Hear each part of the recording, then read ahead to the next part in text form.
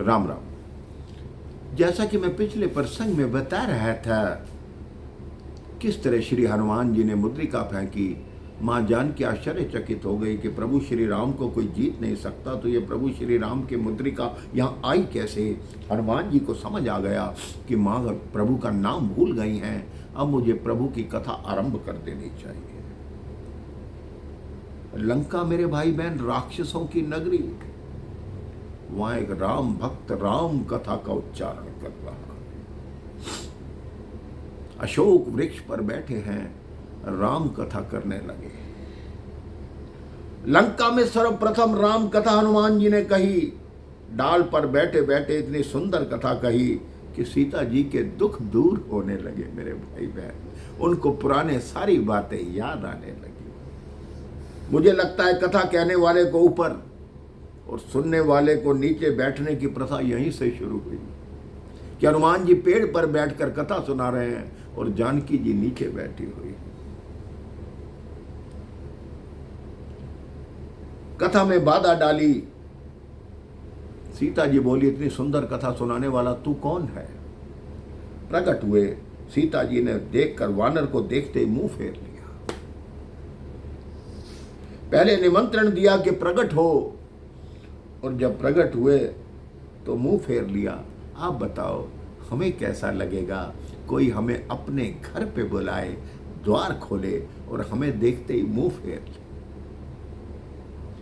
हनुमान जी को बुरा नहीं लगा। हाँ, मुझे देखकर मां आपने मुंह फेर लिया, अच्छा किया, क्योंकि कथाकार का मुंह देखने जैसा नहीं होता, उसकी कथा सुनने लायक होती है। अपना परिचय देते हैं, ऐसा परिचय, ऐसे शब्द से परिचय देते हैं मेरे भाई बहन कि राम दूत मैं मातु जानकी, सत्य शपथ करुणा निधान की। मैं रामदूत हूं। सीता जी अभी भी मुंह फेर कर बैठी हैं। मैं तू रामदूत है, इसका क्या प्रमाण है। वो कि मां मैं कहता हूं यही प्रमाण है। मेरे एक शब्द पर भरोसा नहीं है, क्योंकि रावण जब मेरा हरण करने आया था तब भी वो मुझे मन में मां ही मां कह रहा था, तू भी मां ही मां कह रहा है। मां शब्द पर लंका की भूमि पर मुझे विश्वास नहीं है। सीता जी बोली। अंत में हनुमान जी ने दूसरा वाक्य प्रयोग किया कि राम की कसम नहीं, रघुवीर की कसम नहीं, राघव की कसम नहीं, करुणा निधान की कसम। क्योंकि ये वो गुप्त शब्द था जो सीता जी राम जी के लिए प्रयोग करती थी।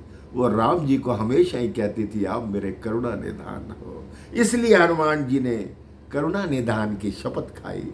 तब सीता जी ने मुंह घुमाया कि वास्तव में तुम रामदूत हो।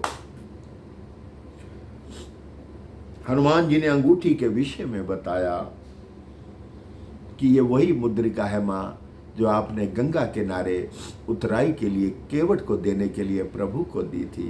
प्रभु ने मेरे पास भेजी है, मेरे हाथ में भेजी। फिर भी अपना शंका दूर करने के लिए मां जानकी ने प्रभु श्री राम एवं लक्ष्मण जी के शारीरिक लक्षण पूछे कि वो कैसे लगते हैं, क्या करते हैं, क्या पहनते हैं। हनुमान जी ने सब बताया, क्योंकि वो तो सच्चे भक्त थे। अपने प्रभु की हर बात का उन्होंने वर्णन किया। जब हनुमान जी ने सब बताया, सीता जी की आंख में आंसू आ गए मेरे भाई बहन।